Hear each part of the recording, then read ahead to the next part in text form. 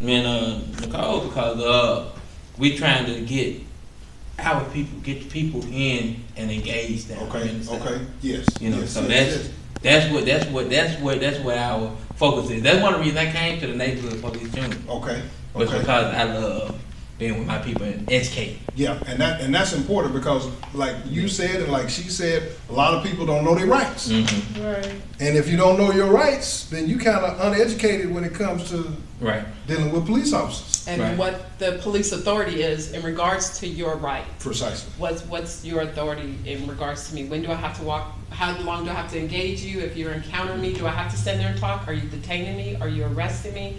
People need to know that, and that stuff is basic. Sometimes we overreact. People who don't know, they'll overreact, overstep, Yes. and then things kind of start to go downhill quickly. That's Right. what you're seeing And, happen. and that's what you all are educating them on now.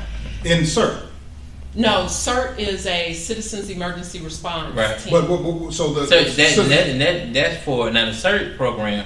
That's for if we have a natural disaster like a Got it. tornado, Got it. earthquake, or something like Got that. it. So, but the Information thing out. is, we have to know, like she was saying, what bags you gotta have them right there by the door. Have your things ready so if something does happen, you already have things in place to get out when it Okay. comes an emergency. Okay. Even when if it's a fire, Mhm. you know, anything like that, you have to practice it. Okay. You have to go through and say, like, even with your kids, or if you got children, hey, do fire alarms. They in the middle of the night, be like, hey, look, wake up, go fire, and you already have them where they need to go. So the Right. thing is, if it Yeah. ever happens, because the muscle memory, if it ever happens, they'll know, hey, if it's fire right here, I need to break out this window. We need to go through this window. If it's fire, if it's not no fire, I can run down the hall real quick and get out. It's just the things about practicing, Okay. and that's one thing with the CERT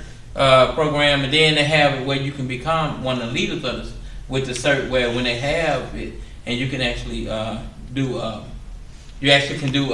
out with telling people what to do with go and the aid and stuff like that. Okay. Now the thing, what she was talking about is the Citizens Police Academy. Okay, I had them twisted then. It's okay. Okay. It's okay. Okay. So she can tell you more about that. And that's where the education piece comes in. Correct. Got it. Correct. And are citizens really getting engaged in the Citizen Police Academy as you would like it to be, or it could be better? It can be better. Okay. It can be better.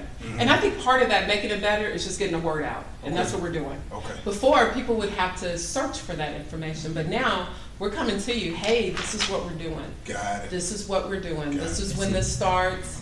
Yes. And see, I found out about it before even I started asking her to come out to my meeting, and I was sad. But my thing is, what better way for somebody to put it on than the person who actually put it together? Absolutely. Absolutely. I love it. It's important to me. Oh, every time they ask me now about police engagement, I'm going to remember this conversation, believe me. I would love to have a class of 50 people. Man. My max has been 40. I've graduated 40. But it's got to be 5 weeks? Well, we're working on that. Uh-huh. It used to be 10. It used to be 10. So then we just kind of compacted and made it every Tuesdays and Thursdays. Tuesday and Thursday for about 5 Yeah. weeks. But the thing about it is, when the information you're getting is so valuable, 5 weeks shouldn't even matter. Yeah. And there's so much information that's coming to you. It's just like when we sit in one of those, and basically it's the same class that we sit in. Okay. When we were going through the Training. police academy. Uh-huh. So it's a lot of information. Ooh, yeah, that's It's a a big lot difference. of information Compacted. that's gonna be compacted in that, and then you know that once they hear something, they're gonna ask questions. So Yeah. you know you got to give it time to ask questions. So then you don't want to have anyone there from, say, if it started at 6, you don't want them there from 6 to 10. You know, because you know, by then you get home, it's time to go to work next day. Then the next thing you know, Thursday here again. Now you got another 6 to 10. You know. You remember those classes? Little classes in college when you 6 to 10. Them little late ones, boy. and you be sitting there, you be like, One eye open, falling over. right. Especially if you were working doing that. Yeah. So Well, I got one other question for you, and I promise I'm gonna let you all go. And this one here, I've been itching to ask, but you brought up a point that I wanted to try to piggyback off of, and that's you know, with city council candidates, city council members, they require the city council leaders to live in the district because you need to be there and know the district. Would you all be opposed to having officers who have their beat, say for instance in this area, live in the community that they're serving?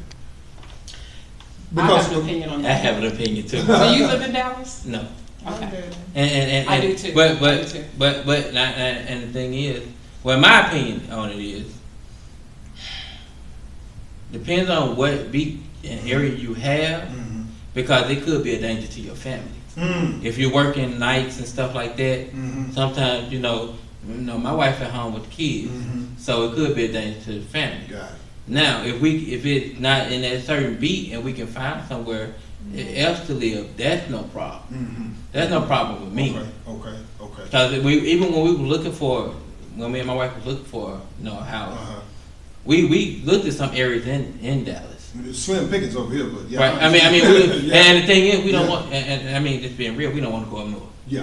So everything we looked at was like right here in the southern end of that. It was like this part of Oak Cliff over there by Elderwood, Elder Oaks, over in that area, Okay, over there. on around. Yeah, it's one of the up nicer in- areas over Right, there. Yeah. and then it was like maybe some part of Duncanville. We looked over there in the woods, as they call it. Over That's there, right, that's right. over there, and we looked in DeSoto, and we never thought about Cedar Hill. But those the areas that we looked in, Mhm. And the thing is, we wanted land, so that's what got us, because we got acre land. Gotcha. So Got we country. So I mean, cause we Yeah. finna start a garden. As a matter of fact, Right. we actually trying to start a community garden. Right. So we bring it up here to Oak Cliff, but we got enough land where we can start. I'm gonna till it up, Okay. and we're gonna start our own garden. Oh, So that's wonderful. that's one of the reasons why we picked where we Okay, are, Got it. because there was nothing there, and so we're able to do the things because Self-sustain yourself. right. Yeah, that's good. That's good. Growing up here in Dallas, Uh-huh.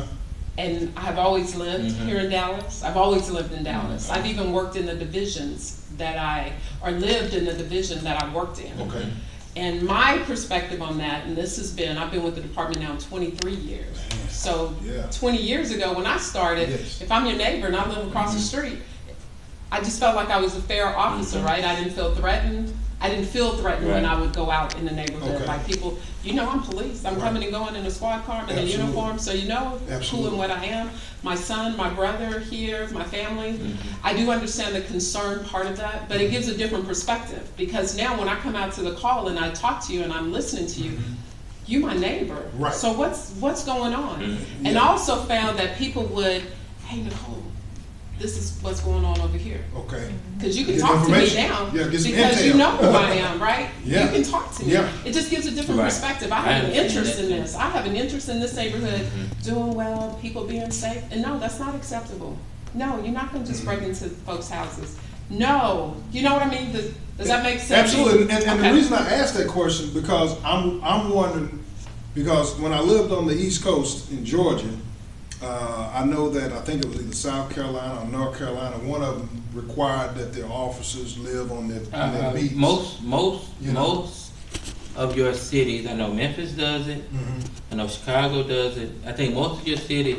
Matter of fact, Except for Dallas, as a matter of fact, in Chicago and Memphis, it's not just the officers. Mhm. All city employees. If you employ